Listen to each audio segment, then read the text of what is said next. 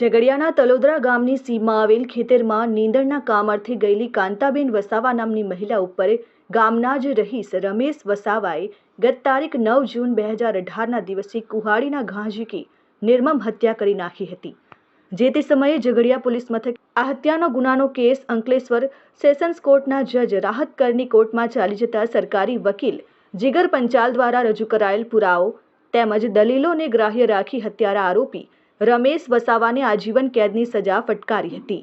તારીખ 9/6/2018ના રોજ તલોદરા ગામના કાંતાબેન નીંદવા માટે ખેતર ગયેલા હતા ત્યારે ગામના રમેશ ઉર્ફે અમસો વસાવા સાથે ઝઘડો કરી ગળાના ભાગે કુહાડીના ઘા મારી હત્યા કરેલી તે બાબતે ઝઘડિયા પોલીસ સ્ટેશનમાં આરોપી વિરુદ્ધ ઈપી કોડની કલમ 302 મુજબનો ગુનો નોંધાયેલ હતો।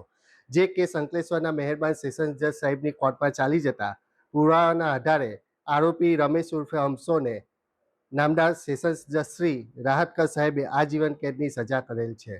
Dharmesh Patel, RN news, Ankleshwar.